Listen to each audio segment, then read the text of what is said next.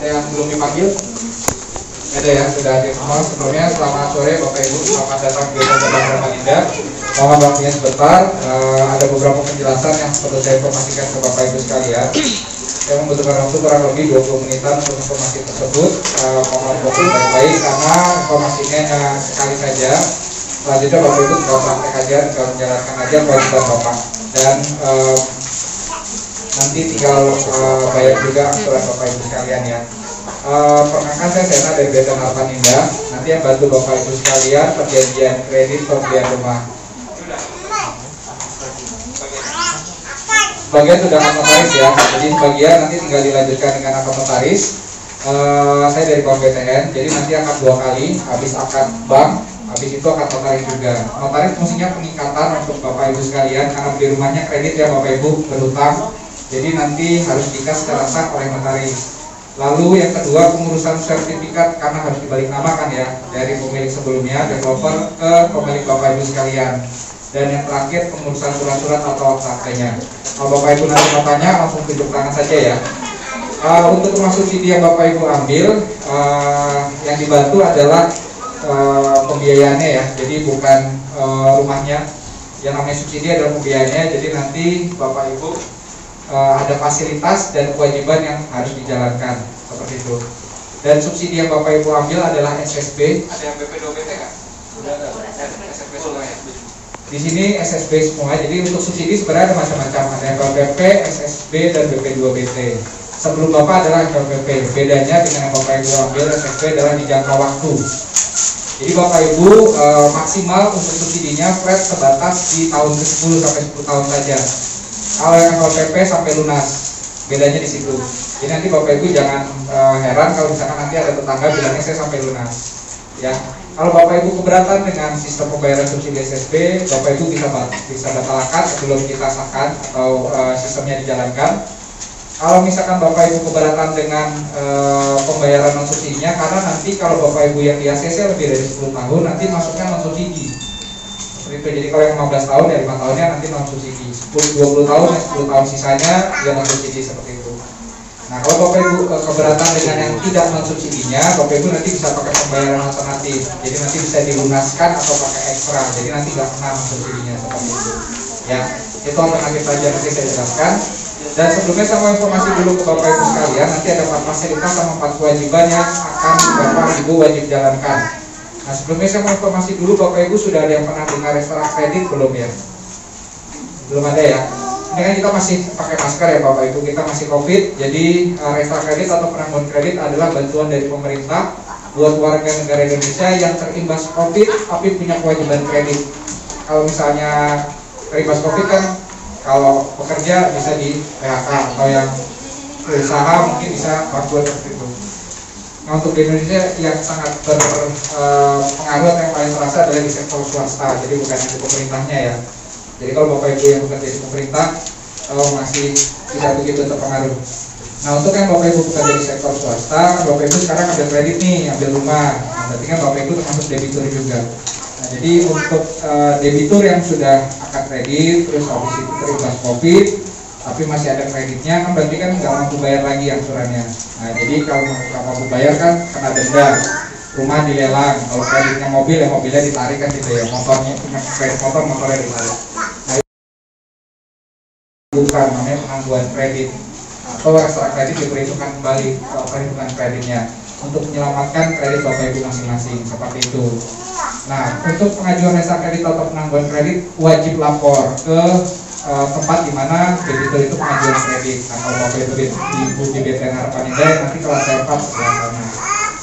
Nah, tapi ada syaratnya. Syaratnya ada banyak, intinya itu ada 2. Yang pertama harus sudah berjalan dulu 5 kali angsurannya dan hanya pekerjaan tertentu yang diutamakan.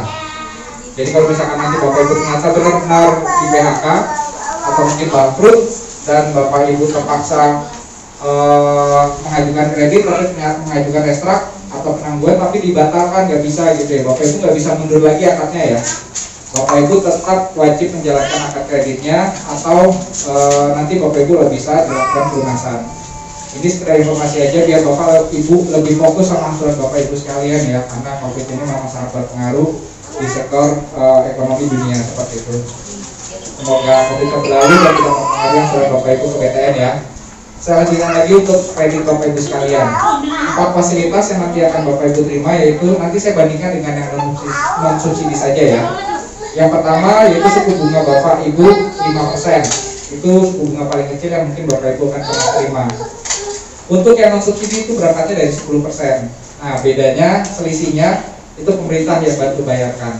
Makanya untuk rumah subsidi yang tadi saya jelaskan, yang benar adalah pembiayaannya, bukan bangunannya. Lalu yang kedua, nanti Bapak Ibu flat yang tadi saya sudah informasikan selama 10 tahun. Untuk rumah non subsidi flatnya cuma 2 tahun. Seperti itu, selisihnya pemerintah bantu bayar. Lalu yang ketiga, Bapak Ibu nanti akan tercover asuransi. Asuransinya jiwa dan asuransi kebakaran. Dan gratis, tidak perlu bayar preminya karena sudah dibayarkan oleh BTN. Untuk rumah non subsidi bayar sendiri, bedanya seperti itu. Lalu yang keempat, kualitas bangunan sudah standar Kementerian Perumahan. Jadi rumah subsidi yang membedakan hanya selera saja sama lokasi bangunan. Jadi kalau misalkan lebih dekat kota berarti lebih mahal, seperti itu. Nah, itu 4 fasilitas yang Bapak Ibu kalau beli rumah non subsidi tidak dapat fasilitas tersebut. Yang harusnya Bapak Ibu bayar 2 juta cukup bayar 1 juta saja. Ya Bapak Ibu ya. Ada yang mau ditanya? Tidak ada kan ya? Nah, selanjutnya saya mau menjelaskan untuk kewajiban. Sebelum saya jelaskan kewajiban, saya mau informasi dulu. Nanti ada tim survei yang datang ke rumah Bapak Ibu sekalian. Untuk rumah yang dibeli ya, bukan rumah yang sekarang. Jadi rumah yang Bapak Ibu beli di Pantai Bangun, betul ya Bapak Ibu ya. Nah, untuk rumah tersebut nanti akan didatangi oleh tim survei dari pemerintah langsung, Kementerian Perumahan atau Keuangan. Mereka ngecek Bapak Ibu jalankan kewajiban atau tidak. Nah, BTN di sini fungsinya hanya sebagai fasilitator saja. Jadi nanti kalau temuan Bapak Ibu akan dipanggil, tahapnya cuma 2. Yang pertama, tanda tangan di atas materai pernyataan tidak akan mengulang kembali. Yang kedua, langsung dicabut fasilitasnya. Ya, tidak ada teguran 1, 2, 3, kisah 1, 2, 3, seperti itu lagi. Berarti kalau sudah temuan, ya berarti nanti subsidinya dicabut. Kalau sudah dicabut, ya berarti terserah Bapak Ibu sekalian mau dipindahkan menjadi pembayaran subsidi atau Bapak Ibu lunaskan. Seperti itu. Dan yang sudah Bapak Ibu nikmati, misalnya sudah jalan 2 tahun, ternyata Bapak Ibu temuan ya selama 2 tahun itu harus dikembalikan uangnya, seperti itu. Ya, itu untuk rumah subsidi. Dan saya jelaskan kewajibannya apa saja. Ada 4. Yang pertama yang sering terjadi adalah rumah dikosongkan, rumah dijual dan disewa. Jadi tidak boleh dikosongkan, tidak boleh dijual dan tidak boleh disewa ya Bapak Ibu ya.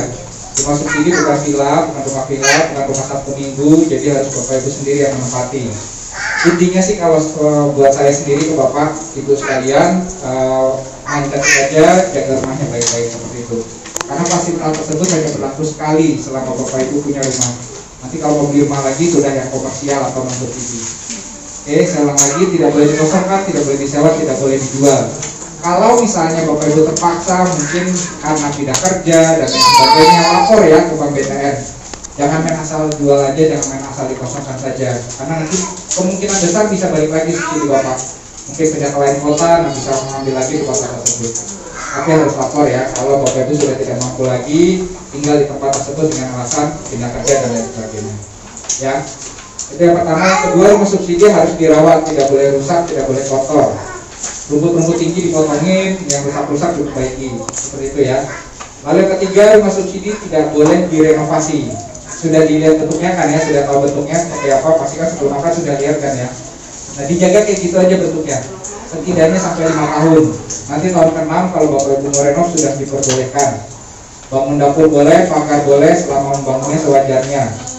Yang penting kuncinya ada 2, tidak berubah bentuk, tidak menambah bangunan. Kalau Bapak Ibu tidak masuk area tersebut, saya jamin aman. Ya Bapak Ibu ya. Kalau Bapak Ibu mau nekat, mau paksa coba renovasi, silakan, resiko tanggung sendiri. Ya. Lalu yang selanjutnya, kalau Bapak Ibu mau bangun pembatas, itu pasti kan nggak ada pagar ya. Mohon koordinasi ke tetangganya, sebelah-sebelahnya sama belakangnya, atau ke developernya minta dibuatkan garis pembatas. Itu satu tembok rame-rame kan, nggak satu tembok satu rumah gitu. Jadi koordinasi ke tetangganya biar enak gitu. Dan kalau Bapak Ibu klaim sendiri, tetangganya nggak punya tembok nanti. Itu ya, itu tidak boleh direnovasi. Yang terakhir, yang keempat, tidak boleh menunggak. Tidak boleh menunggak bukan berarti tidak dibayarkan 1 bulan ya. Kurang Rp1 juga termasuk menunggak di sistem kami. Itu jadi yang lupa-lupa jangan sampai lupa. Dan pendebetan kita otomatis jatuh tempo setiap tanggal 7. Kita kasih spare, cuma lumayan dari gajian masih ada 1 mingguan. Jangan sampai terlewat, karena kalau menunggak efeknya itu ada 3. Yang pertama karena denda 1,5%. Yang kedua, daftar kita Bank Indonesia, Bapak Ibu nanti masuk ke situ dan dalam satu kartu keluarga. Jadi nggak si pelaku aja, jadi suami yang pinjam, istrinya nggak bisa kredit panci, gampangnya seperti itu. Jadi satu kartu keluarga kena semua. Lalu yang ketiga, asuransi hangus. Ya, karena yang bayar Bank BTN, jadi kita berhak untuk menghapus asuransi. Ya baik lagi, si asuransi emang nggak dibutuhkan, kecuali kalau sudah terjadi, gitu kan, sangat bermanfaat buat yang ditinggalkan. Oke. Nah itu 4 kewajiban yang harus Bapak Ibu jalankan. Ya balik lagi saya bilang tadi, main cantik saja, manfaatkan baik-baik fasilitas tersebut. Nah saya jelaskan klaimnya. Asuransinya yang diklaim hanya 2, asuransi jiwa dan kebakaran. Untuk yang terbakar, Bapak Ibu nanti bisa klaim kalau rumah Bapak Ibu, mohon maaf, nanti kalau terjadi kebakaran. Tapi juga mohon maaf, kita bisa covernya kalau rumahnya rusaknya di atas 75%. Jadi wajib dijaga baik-baik rumahnya, jangan sampai rusakannya itu saat rumah subsidi kan nempel gitu ya, kayak kontrakan tapi pasti raksasa gitu. Dijaga baik-baik, karena memang mohon maaf hanya 75% saja baru bisa terganti. Jadi kan sama aja rumah juga sudah tidak kelihatan bentuknya.